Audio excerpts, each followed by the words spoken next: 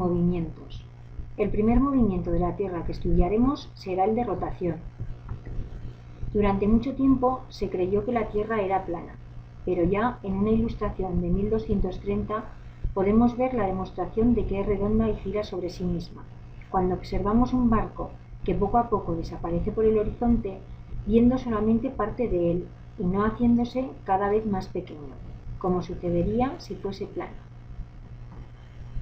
El movimiento de rotación lo realiza girando sobre sí misma por un eje imaginario inclinado 23 grados aproximadamente. Este giro se realiza de oeste a este, es decir, viéndolo desde arriba al contrario del sentido de las agujas del reloj. Un péndulo se mueve constantemente según un plano. Si observamos el péndulo de Foucault en el Museo de Artes y Oficios de París, irá tirando las clavijas puestas en el suelo, cosa que ocurre porque la Tierra al girar sobre sí misma hace que el plano que dibuja el péndulo rote también. Pero la Tierra no es una esfera perfecta, sino que está achatada por los polos, debido a la fuerza centrífuga que también podemos observar al girar los columpios de un tío vivo. Debido al movimiento de rotación, nuestra posición con respecto al Sol va variando, y por ello se generan días y noches. Como la Tierra gira de oeste a este, en este punto del mapa anochece o atardece. Si vuestra respuesta es que anochece, habéis acertado, ya que el Sol sale y se pone por el este. En este caso, en el punto del mapa amanecería por la misma razón. Como nosotros nos movemos, las estrellas que nos rodean se mueven aparentemente en sentido contrario al nuestro. Lo mismo ocurre cuando nosotros estamos sentados en un tío vivo con los que están mirándonos fuera de él. Esta es la visión de las estrellas y grupos de ellas o constelaciones que tendríamos si se pudieran ver tanto de día como de noche.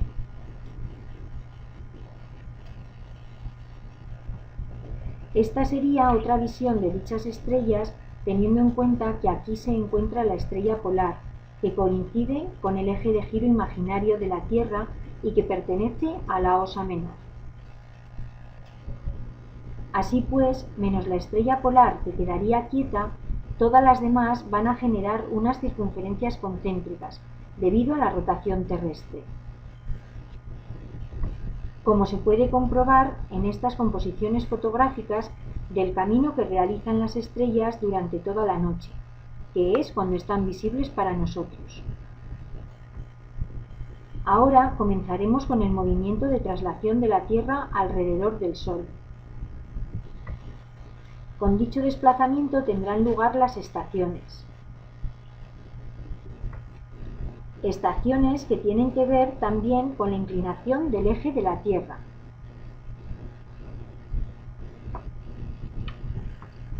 En la figura de la Tierra, que está más a la derecha, el eje está inclinado hacia el Sol, con lo que sus rayos llegan más perpendicularmente en el hemisferio norte, por lo que nos encontramos en el solsticio de verano en dicho hemisferio. Por el contrario, en la de más a la izquierda, y teniendo en cuenta que el eje no cambia de dirección, los rayos llegarían más oblicuos al hemisferio norte, por lo que sería el solsticio de invierno. En las figuras centrales no influye la inclinación del eje, así que son los equinoccios, tanto de primavera abajo como de otoño arriba. Visto desde otro ángulo y con sombra en la zona que no da el sol, comprobamos que cuando en un hemisferio, en el solsticio de invierno, en el otro estamos en el de verano en la misma fecha. Lo mismo ocurre con el resto de cambios estacionales. Esto es debido, como muestra el dibujo, a la diferencia de temperatura que se alcanza en la superficie del folio, cuando nosotros ponemos sobre él una linterna perpendicular o cuando la ponemos inclinada y los rayos caen más oblicuos. ¿Qué superficie se calentará antes?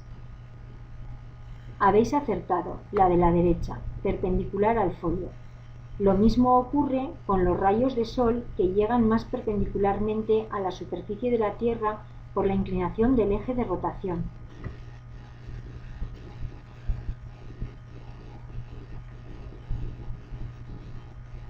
Así, será solsticio de verano en el hemisferio norte y de invierno en el hemisferio sur.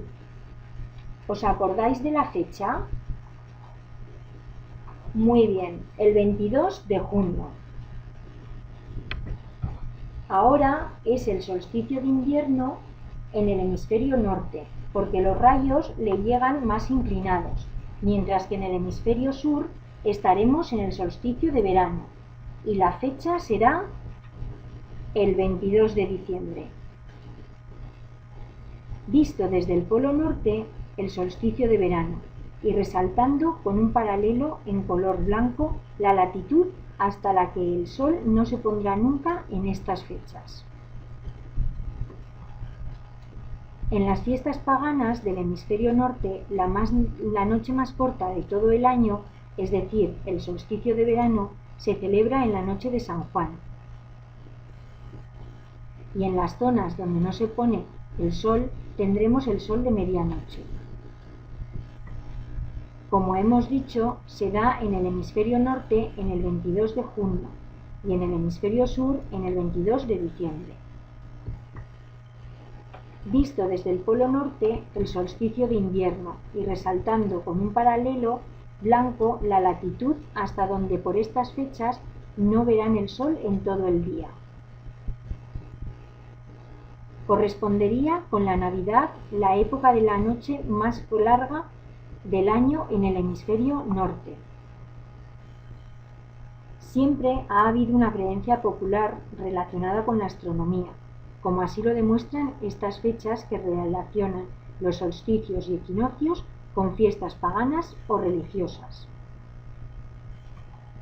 De ahí también el estudio de los signos del zodiaco, o constelaciones a las que se les ha puesto un nombre. Dependiendo de la época del año, podremos ver las constelaciones que sean visibles por la noche, como en este caso Sagitario, Capricornio o Acuario. Y por ello se dice que el Sol está en la casa de Cáncer, que es a donde apunta la flecha. En este caso, el Sol estaría entre la casa de Cáncer y la de Géminis, y nosotros veríamos los de la derecha como Sagitario.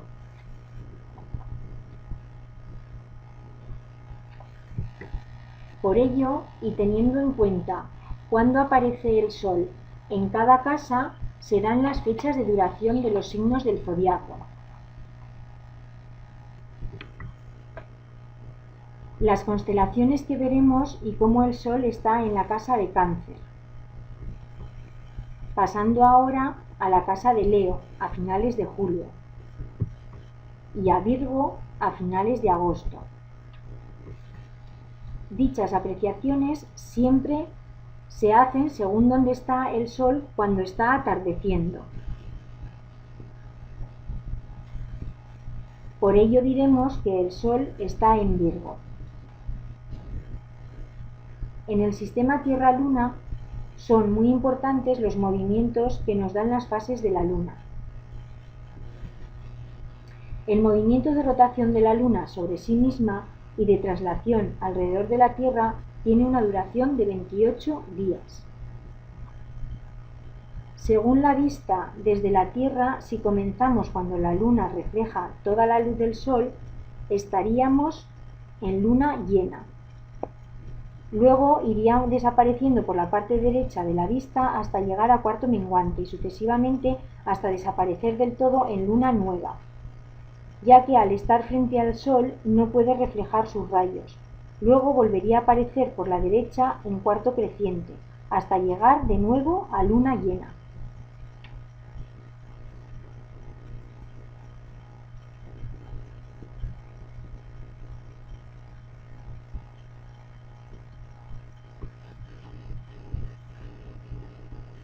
Vemos las fases del hemisferio norte, donde la luna llena derecha, cuarto menguante, está arriba, luna nueva izquierda con el Sol a la espalda y cuarto creciente abajo.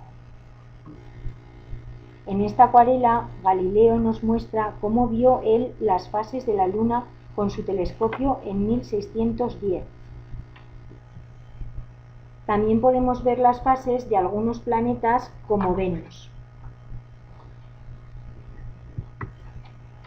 Por los movimientos descritos hasta ahora, se producen eclipses, ya que en algunos momentos Luna, Sol y Tierra se alinean. Cuando la Luna está entre el Sol y la Tierra y tapa la luz del Sol en algunos lugares de la Tierra, se produce un eclipse de Sol. En las zonas de sombra se producirá un eclipse total, en las de penumbra un eclipse parcial. Dichas zonas se distribuyen como nos muestra el esquema.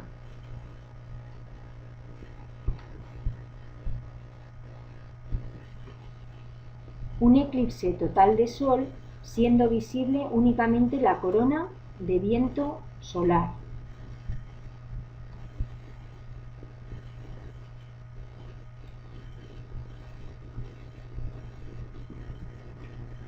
También podemos ver un eclipse parcial de Sol cuando todo no desaparece.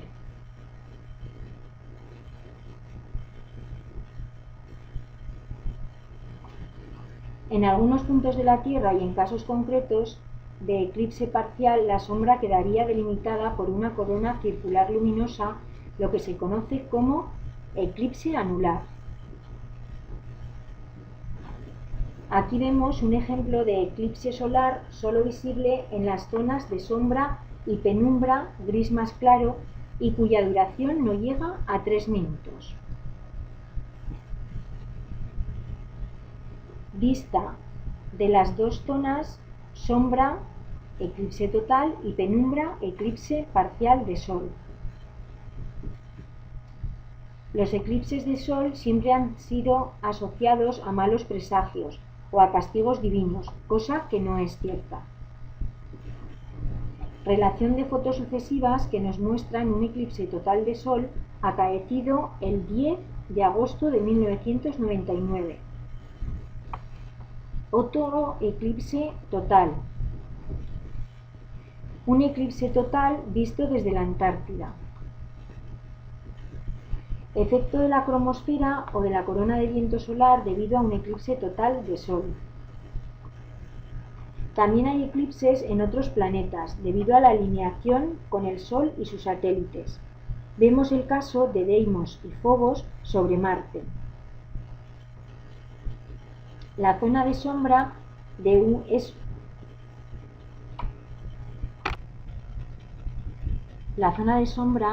es de uno de los satélites de Júpiter sobre este en un eclipse de Sol.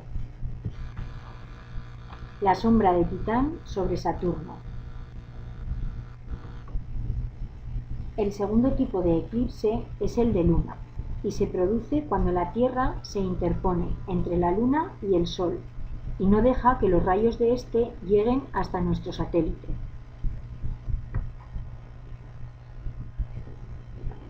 Vemos cómo la Luna pasa por las zonas de sombra y de penumbra que genera la Tierra y cómo el tamaño del satélite es muy pequeño. En los eclipses de Luna duran menos que los de Sol. Solo podremos ver un eclipse de Luna cuando ésta esté en fase de luna llena. La Luna entra en la zona de penumbra de la Tierra para atravesar posteriormente la zona de sombra, donde tendremos eclipse total de Luna. La zona de sombra de la Tierra, en ella tendremos un eclipse total de Luna, y en la zona de penumbra un eclipse parcial.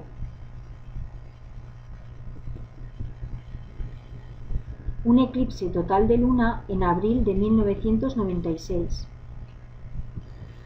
El mismo con todas las fases del eclipse sobre las Bardenas Reales de Navarra.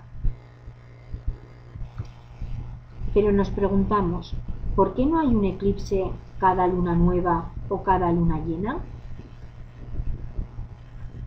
La respuesta es porque las órbitas de Tierra y Luna no son coincidentes, sino que tienen una ligera inclinación. por lo que solo puede haber eclipse cuando la alineación coincide con los nodos de la órbita, es decir, con su intersección. Además, solo habrá de luna en la fase de luna llena y de sol en la de luna nueva. Un efecto de sol y la luna son las mareas. Un efecto del sol y la luna son las mareas.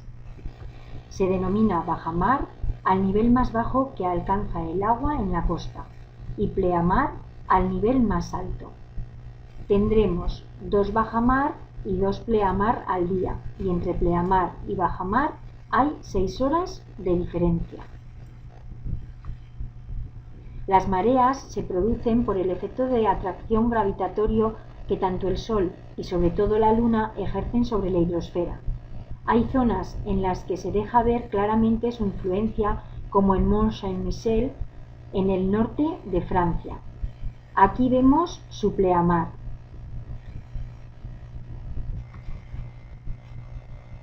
En bajamar se ve toda la explanada sin agua, como comprobamos en esta vista aérea,